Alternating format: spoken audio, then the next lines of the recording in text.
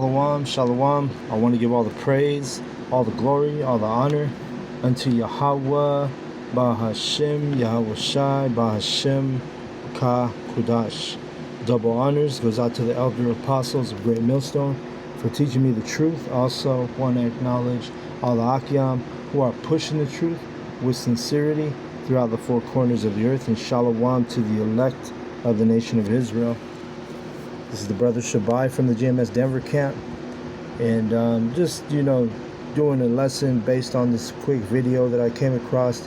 It brought into a remembrance a couple precepts, because every time the men of Yahweh Shemel Shai, while we deal with this world and our daily lives, we constantly come up across things that brings us into remembrance of scriptures and vexes us sometimes.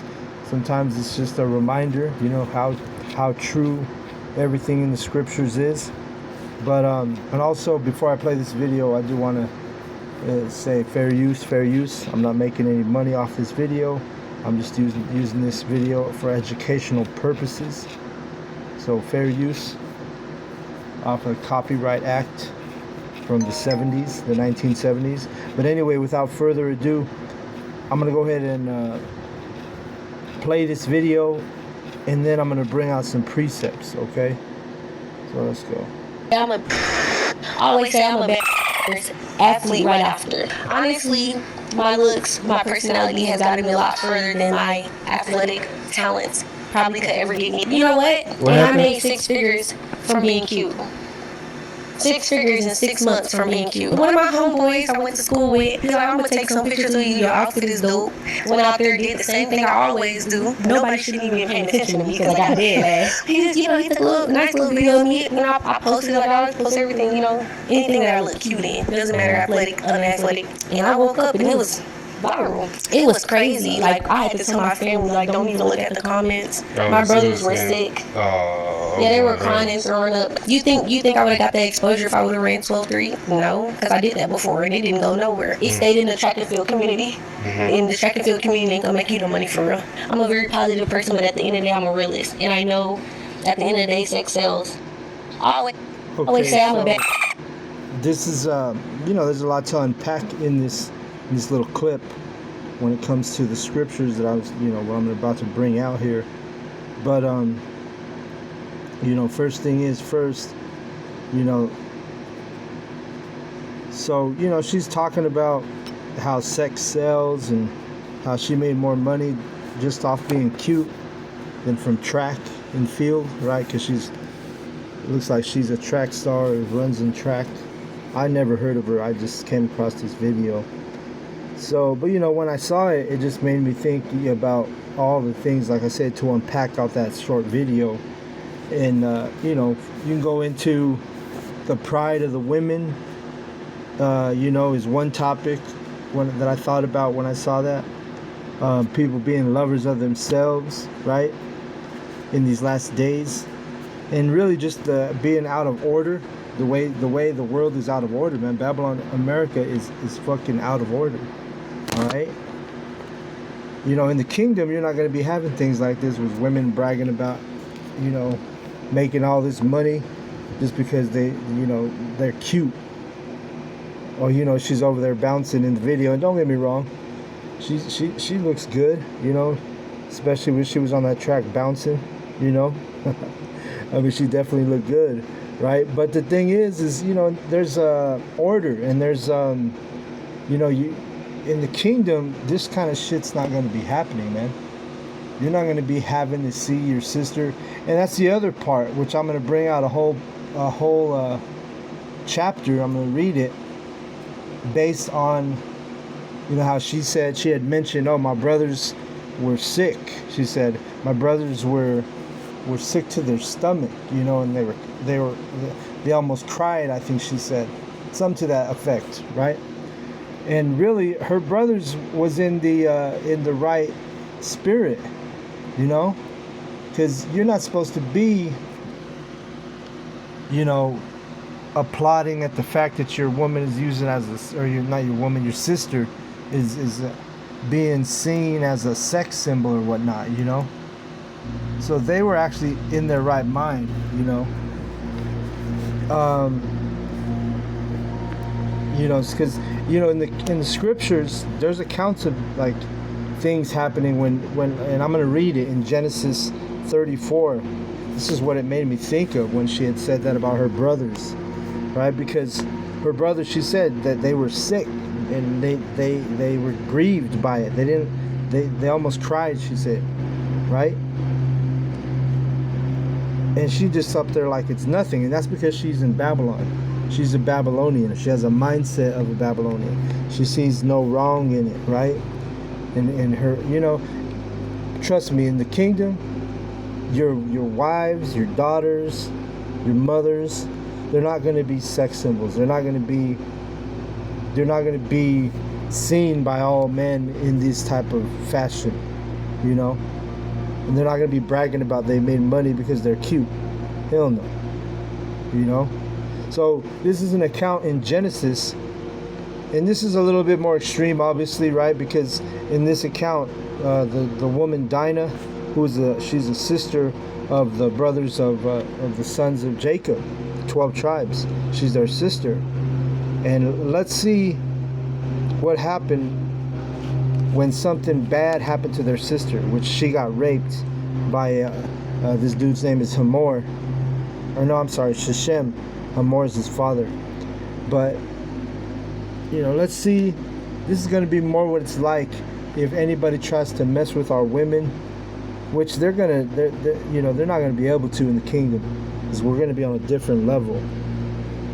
But this was an account of the 12 tribes, the sons of Jacob, you know what I'm saying, sticking up for their daughter, or I'm sorry, their sister, when she got raped, okay? And this is how they handled it, okay? So like I said, her brothers, that the girl in the video, Alicia, I don't even remember her name, Alicia Johnson, I think that was her name. But anyway, she, you know, her brothers were in the right mindset, you know? It's just obviously they can't do what our people did, you know, in the time of Genesis, right? Because Israel got down. You couldn't be fucking with our women. You couldn't be, you know, raping our women and thinking you can just go, you know, unscathed or unpunished. So let's go ahead and read the account. Genesis 34:1. It says, "And Dinah, the daughter of Leah, which she bare unto Jacob, went out to see the daughters of the land. And when Shechem, the son of Hamor, the Hivite," and by the way, Hivites are descendants of Canaanites, which are descendants of, they're basically like Philistines. It says right here, "Prince of the country, he saw her." So Shechem, he saw her, he saw Dinah. He thought she was fine, right? It says, "He took her and lay with her and defiled her." When you go into that verse 2, literally he raped her, he ravished her, right? It says, "And his soul clave unto Dinah, the daughter of Jacob." He fell in love with her after he raped her. "And he loved the damsel and spake kindly unto the damsel. And Shechem spake unto his father Hamor, saying, Give me this damsel to wife." So he asked his dad, he's like, "Yo, I want this woman to be my wife," you know? And he was reckless because he didn't, you know, in the kingdom, you're going to have to make arrangements if you want a wife, any woman, okay? It's going to go back to the old school, you know, when weddings and marriages are going to be arranged. And by the way, the heathen, you're not going to be able to marry you're not going to take women of Israel. You're not going to take Israelite women as wives. But let's keep reading. "And Jacob heard that he had defiled Dinah, his daughter. Now his sons were with his cattle in the field, and Jacob held his peace until they were come. And Hamor, the father of Shechem, went out unto Jacob to commune with him. And the sons of Jacob came out of the field when they heard it, and the men were grieved. So when they heard about it, there was grief. Just like that girl had mentioned, her brothers were sick to their stomach. They were sitting there. She said they almost cried. They almost cried. There was, you know what I mean? They saw, and that was just her being a sex symbol, right, off of a video that went viral. You know. So this one is dealing with, you know, the sons of Jacob, the 12 tribes. They heard that their sister got raped by a heathen, right? It says, and the men were grieved, and they were very wroth, because he had wrought folly in Israel in lying with Jacob's daughter, which thing ought not to be done. And again, the heathen are not going to be touching our women in the kingdom. You're not going to have, like you have right now, we got Israelite women hooking up with Edomites or hooking up with Moabites or whatever, right? No, the women are going to be off limits to the heathen. Okay? And we can touch their women, but they ain't going to be able to touch our women in the kingdom. That's a fact. Okay? Like Elder Gabar always says, those are facts. Those are facts. You see? So verse 8. And Hamor communed with them, saying, the soul of my son Shechem longeth for your daughter. I pray you give her him to wife. And make ye marriages with us, and give your daughters unto us, and take your daughters unto you, or take our daughters unto you. Right? So Hamor, he's trying to negotiate, right? He's trying to tell Jacob, like, yo, let's just make it a big family thing. Let's just become all one people. Let's just mingle, you know. Verse 10, and ye shall dwell with us, and the land shall be before you. Dwell and trade ye therein, and get you possessions therein. All right. So again, this is another reason why we don't. It's not in our best interest ever to mingle with the heathen. Okay. Because you don't want your daughter, like I have daughters, and my daughters that are in my life, they know not don't ever bring no fucking heathen. You know what I'm saying? Don't ever bring no heathen to the house. Don't ever tell me you're dating a heathen. All right? They both know, the ones that I deal with. I have 4 daughters, but 2 are in my life, 2 are not in my life. Okay? So, but the thing is the ones that are in my life, they know. You ain't gonna be dating no Edomites. You ain't gonna be dating no fucking heathen. Right? So it says, and Shechem said unto her father and unto her brethren, let me find grace in your eyes. What ye shall say unto me, I will give. So Shechem, he was trying to be cool with the sons of Jacob, with Dinah's brothers. He was trying to be cool because he fell in love with it. He fell in love with that Israelite woman. And Dinah, I mean, just from, because this dude Shechem, he was a prince. So, you know, he had his choice of women. So, you know, Dinah was fine as hell, man. I mean, I bet Dinah was fine as hell. Big ass, big titties, pretty ass face. She had long hair, you know. Which our women, they don't have that long hair anymore, you know. That's a curse on you Israelite women, and namely the Southern Kingdom women. You know, they have a hard time growing out their hair. You could read about that curse in Isaiah the 3rd chapter. But anyway, it says, verse 12, ask me never so much dowry and gift, and I will give according as ye shall give unto me. But give me the damsel to wife. So this dude, he's like willing to pay. He fucking, you could tell that box was good because he was willing to pay. He was willing to give gifts. He wanted to become one people with the Israelites. You know, he wanted to just, hey, let's all keep it let's make it one big family, right? That was his mindset. Okay, but remember, he took their sister, raped her, you know. And he was, then after that, he was trying to make a treaty, make a covenant with the Israelites, right? So let's keep reading. And the sons of Jacob answered Shechem and Hamor his father deceitfully, and said, because he had defiled Dinah their sister, And they said unto them, We cannot do this thing, to give our sister to one that is uncircumcised. For that were a reproach unto us. Okay? Because the Israelites, we circumcise our men, right? We in the tribes of Israel, we are circumcised. All right?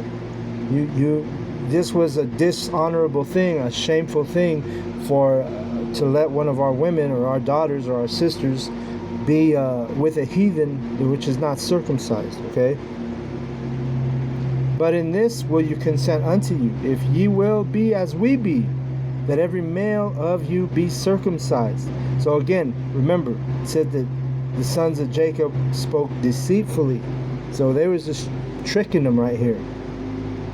Right? They were tricking the Hivites, which are Canaanites, which are, going back to the heathen, Philistines. It says, so they're lying to him right here when they say that, hey, if all your men get circumcised, let's see what they say. Verse 16. Then will we give our daughters unto you, and we will take your daughters to us, and we will dwell with you, and we will become one people. But if you will not hearken unto us to be circumcised, then will we take our daughter, and we will be gone. And their words pleased Hamor and Sheshem, Hamor's son. Okay, so they had the heathen in a trick bag right here, because these dudes, Sheshem and Hamor, they were all happy about it. Oh hell yeah, we're gonna mingle with the Israelites. We're gonna be able to take their daughters, in exchange for they can take our daughters. Right? That's what their mindset was. Verse 19. And the young man deferred not to do the thing, because he had delight in Jacob's daughter. And he was more honorable than all the house of his father. And Hamor and Sheshem his son came unto the gate of their city, and communed with the men of their city, saying, so now Hamor and Sheshem, they went and go and talk to all the Hivites, to all the heathen men, right? And it says, these men are peaceable with us, therefore let them dwell in the land, and trade therein, for the land, behold, it is large enough for them. Let us take their daughters to us for wives, and let us give them our daughters. Only herein will the men consent unto us, for to dwell with us, to be one people. If every male among us be circumcised as they are circumcised. So that Sheshem and Hamor, they're over there telling all the men of the Hivites, they were saying, hey man, all we got to do is get circumcised, and these Israelites are going to kick it with us. They're going to mingle with us, man. You can take on their daughters. It's going to be a trade-off. It's going to be a nice trade-off. It's a win-win for everybody. You know what I'm saying? That's how they felt. I'm sure they felt that way in their mind. So they was telling all the Hivites, hey, we just got to get circumcised. That's the only condition. Verse 23. Shall not their cattle and their substance and every beast of theirs be ours? Only let us consent unto them, and they will dwell with us. And unto Hamor and unto Sheshem his son hearkened, all that went out of the gate of his city, and every male was circumcised, all that went out of the gate of his city. Okay? So they agreed. They said, all right, cool, we'll do it. So they all got circumcised, all the Hivites. It says, and it came to pass on the third day, when they were sore, right? They were sore, man. They just got circumcised. It says that two of the sons of Jacob, and think about that as an adult man, you get circumcised, you ain't gonna be in no fucking shape to be fighting or having a battle with anybody, or you can't even play basketball if you got circumcised as an adult man. You know what I'm saying? So it says, and it came to pass on the third day, when they were sore, that two of the sons of Jacob, Simeon and Levi, Dinah's brethren, took each man his sword, and came upon the city boldly, and slew all the males. So when they were sore, when they were vulnerable, Jacob's sons Simeon and Levi, right? Which, I was saying all of the 12 tribes, but it was Simeon and Levi that took vengeance, okay? So, it was those two brothers. So I stand corrected. It says, took each man his sword and came upon the city boldly and slew all the males. So they killed all the men. You know, and this was vengeance. They took vengeance in their own hands on behalf of their sister Dinah, who was raped by Hamor and Sheshem. Remember, they were fucking filled with fury and wrath when they found out about it. They were grieved. It bothered them, you know. Like that girl in the video that I started out with, her brothers. Like I said, that's why I said they were in their right mindset. They should have been grieved, you know. If that happens to an Israelite woman, that it should piss you off, right? You should want to take vengeance, right? In this wicked society, you know, we're limited on what we can do. You know, you can only do so much, because otherwise you end up in you know, in a place you don't want to be. So anyway, let's read it. Finish off this chapter. And they slew Hamor and Sheshem his son with the edge of the sword, and took Dinah out of Sheshem's house and went out. And the sons of Jacob came upon the slain and spoiled the city, because they had defiled their sister. They took their sheep and their oxen and their asses, and that which was in the city and that which was in the field, and all their wealth and all their little ones. And they took their wives, because wives are part of the spoil. Wives took the captive and spoiled even all that was in the house. So Jake got all that, right? The Israelites took all their stuff, all their women, killed all the men, okay? And well, I'll make the point after I finish the last two verses here. It says, and Jacob said to Simeon and Levi, ye have troubled me to make me to stink among the inhabitants of the land, among the Canaanites and the Perizzites, and I being few in number, they shall gather themselves together against me and slay me, and I shall be destroyed, I and my house. And they said, should he deal with our sister as with an harlot? All right, so they stood their ground. They did it. They didn't have no regrets about what they did. Okay, so when we go to that video of this girl who was talking about, oh yeah, I went viral for running track and bouncing around in my little track shorts on the track, you know. Our women, because of being in Babylon, they don't see what's wrong.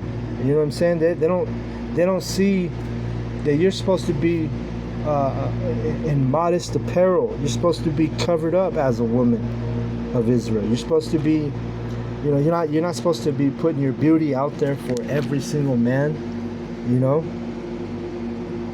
And that's the thing, man. Our women don't realize it. They don't understand. That's why you go to social media and you got our women, they got all their titties hanging out on their photos. They got their asses hanging out. Sometimes they got their nipples out. I mean, sometimes they got the whole shit open, legs open and everything, you know, with no shame. And that's why we need the kingdom, man, because our women need to be humble. So I got a few more verses here that I wanted to grab just to add to the lesson. The first one is 1 Timothy 2 and 9. Okay, and remember what she was wearing in that track video. I mean, yeah, women wear skimpy little outfits when they run track. But that's the other thing. Our women are not going to be no fucking track stars in the kingdom, man. You women are not going to be track stars in the kingdom. You're going to be in the house, taking care of the children, you know, in doing the traditional roles of women, you know. And you women who can't accept that, or you don't want to, you don't want to accept that or believe that, well, guess what? You'll eat a missile. The Most High got a missile for you, or a hot missile for your ass. Okay. So it says, in like 1 Timothy 2 and 9, in like manner also that women adorn themselves with modest apparel, in shamefaced, in sobriety, not with broidered hair or gold or pearls or costly array, but with good works. And it says, which becoming women professing godliness. So it's godliness for you to be in modest apparel as a woman. You know how you women are, oh, the Most High is dealing with me, but then you got on all your photos, you're fucking dressed like a whore. on your social media. It tells you in the scriptures that modest apparel is what you're going to, what the Lord wants out of you women. Okay? Oh, the phone had to chime on that. You barely heard it because it was low, but it chimed on that. So you women need to be in modest apparel, and you will be in the kingdom. It doesn't matter. Right now, you don't want to listen to the prophets. You don't want to listen to the truth. That's all right. Most High's gonna get you right. He's gonna put you in your right mindset. Some of y'all, it's gonna take a hot missile to fix you. Okay? There's going to be reincarnation. You're going to come back. You might be in a fucked up mindset thing. Oh, you might be against this video right now, against this lesson. Oh, I can wear what I want to. I look cute. Okay? Stay in that mindset and we'll see what happens to you. Okay? 2 Timothy 3 and 2. And this is talking about men and women. But you heard the girl. She's like bragging about how she made the money. Oh, I made way more money off of my looks than I did for being a track star, right? 2 Timothy 3, and we'll start at 1. This know also, that in the last days perilous times shall come. For men shall be lovers of their own selves, covetous, boasters, proud, blasphemers, disobedient to parents, unthankful, and unholy, without natural affection, truce breakers, false accusers, incontinent, fierce, despisers of those that are good, traitors, heady, high-minded, lovers of pleasures more than lovers of the Most High. You see? And that's that spirit she was in, man. She was proud. She was unthankful. Like she didn't say, man, I felt bad that my brothers, made them sick when my video went viral, when I was bouncing around in my little track outfit on the track. That's unholy. The word holy means set apart. The Israelites, we're supposed to be set apart from these heathen. Because, you taking part in being a track star, that shit goes back to like the Greeks and the Olympics and all that. That was a Greek thing. So when you're acting like a Greek or acting like a Babylonian, you're not holy anymore. Because remember, the word holy means set apart. We're set apart. What makes us set apart is our laws, and our spirit, obviously, right? So when you're mingled with the heathen, and our women, and this is a hard pill to swallow for the majority of the people on the earth, because they're like, oh man, what he's talking shit just because she's running track, No, our job is to show our people their transgressions. Isaiah 58 and 1. All right, that's our job. That's our office. Okay. High-minded. That bitch was high-minded. She didn't care that her brothers was, grieved by her video going viral. She was too busy bragging about how much money she made. Sex sells, sex sells, sex sells. She kept saying that, Well, yeah, sex sells, but just because sex sells, don't mean you gotta, throw yourself out there like that, And this is what's wrong, man, with our people. So let's get some more precepts, and I'm almost done here to ready to close this thing out. But we'll go to Ecclesiasticus, also known as Sirach 26 and 9 and 10 verses. It says, the whoredom of a woman may be known in her haughty looks and eyelids. And if I'm not mistaken, that bitch had some fake eyelashes and the whole nine. And cumbrellas. She may have not had it. I can't go back to the video because it might stop the lesson. But, you see, our women, they wear those fucking cumbrellas, thinking they look good. Man, I can't date a bitch with cumbrellas. That shit is, I hate that shit, man. Anyway, verse 10. If thy daughter be shameless, keep her in straitly, lest she abuse herself through overmuch liberty. Okay? Watch over an impudent eye and marvel not if she trespass against it. She will open her mouth as a thirsty traveler when he hath found a fountain. Okay, and it's not talking about her mouth that she's going to be opening up, if you catch my drift. Okay? And drink of every water near her. By every hedge will she sit down and open her quiver against every arrow. You see that? And the quiver and the arrows, a quiver is something that holds arrows, you know, where you can put an arrow inside a quiver. So use your imagination what this is actually talking about, you know. But the point is our women abuse themselves because why? They have too much liberty. She's over there doing a podcast interview, not even regretting or feeling bad or feeling ashamed of the feelings she put her brothers in, you know, for her going viral, bouncing on the track, you know. And don't get me wrong, the bitch did look good, but it's, you know, you see what I'm saying, you see the point. Okay, so we're gonna go to Isaiah. You know what, I'm not gonna go there. Go read Isaiah chapter 3 towards the end, and you know, just a little assignment for the sincere people listening to this video. Go read. You can read the whole chapter of Isaiah 3, but focus on the last 10 verses or so. Let me grab this and I'll close out on this. Jeremiah 2:21. It says, I'll start at 20. For of old time I have broken thy yoke and burst thy bands, and thou saidst, I will not transgress, when upon every high hill, under every green tree, thou wanderest playing the harlot. And what that goes into is basically everywhere, because there's trees and hills everywhere, but Israel is playing the harlot everywhere. And the harlot is a whore, for those of you who don't know. And it's really going into idolatry. Okay?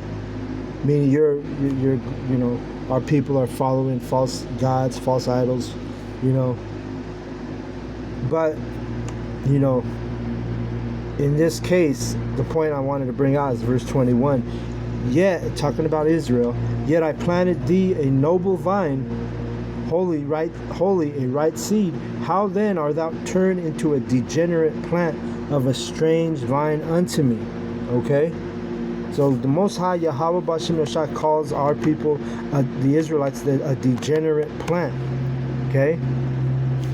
Because there was a time when our people knew the laws, statutes, and commandments. There was a time when our people tried to have integrity. You know, they at least tried to keep the laws. But nowadays, you see in this Babylonian Empire, America, our people are just gone off far to the left. Not giving a shit about the laws, statutes of Yahweh B'Shem Yeshua, not giving a shit about bringing their family shame, not giving a shit about, you know, they're more worried about the money. They're more worried about looking good on YouTube, you know, and then going on a podcast and bragging about the shit. Okay? So I'm going to go ahead and close out with that. I hope this lesson was edifying. I want to give all the praise, all the glory, all the honor unto Yahweh, Bahashem, Yahweh Shai, Bahashem, Ka Kudash. Double honors goes out to the elder apostles of Great Millstone for teaching me the truth. Also want to acknowledge all the Akyam who are pushing the truth with sincerity throughout the four corners of the earth. Shalom to the elect.